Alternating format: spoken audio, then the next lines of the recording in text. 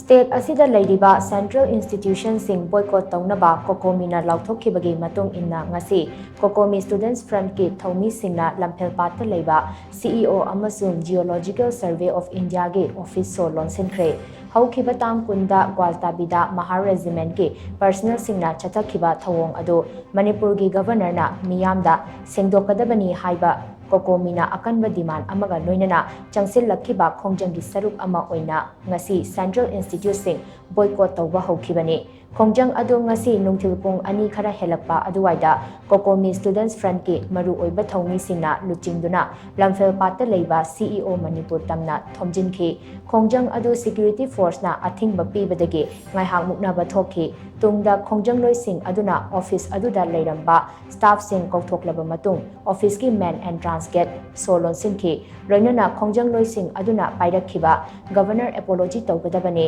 president's rule must stop insulting Manipur da singnaba lepkadabani security advisor DGP chief secretary go back home amadi Indiana mitei muthatnaba hotnaba lepu haibana chingba placard sing gate aduda thetlamkhi khongjang adugi makha tarakpa oina Lamphelpat Leiba Geological Survey of India gi office su Sho Lonshinkhre loinana office aduda mathau tawramba employees singsu mayum da halankhi khongjang aduga mari leinana COCOMI Students Front ki convener Sukham Vidyanandana khongjang asigi matangda tongan ba wafam kaya phongdokhi ngasi ekoi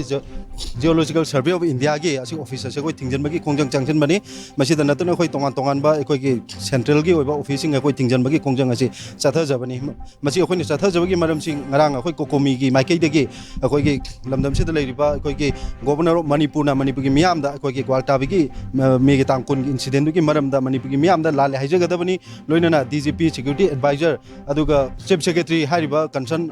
authority top official ahum sinum asi model ground pham thadu kadamni haiba demand si tawraganda ekoi khongjang changchilaga lakuni adubu miyam changchilaba khongjang asibu kaisu thawidang asi phawta manipuri miyam da lale haijabagi thong asi phaw pangthokba leitri aduga ngarang makso akhoi gi governor manipuri governor si ngarang mana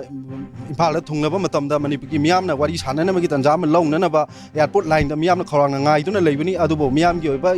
interest ki wangmada mana miyam unadana adugumba impal airport degi mangna kanga tamna helicopter de sat kibna manipuri miyam da adugumba usit hawidabagi thong man thong sin mara moikanda manipuri miyam gi thamoi gi pen dabagi adugumba miyam gi kholaw ase hene ne kanselapagi macham oiri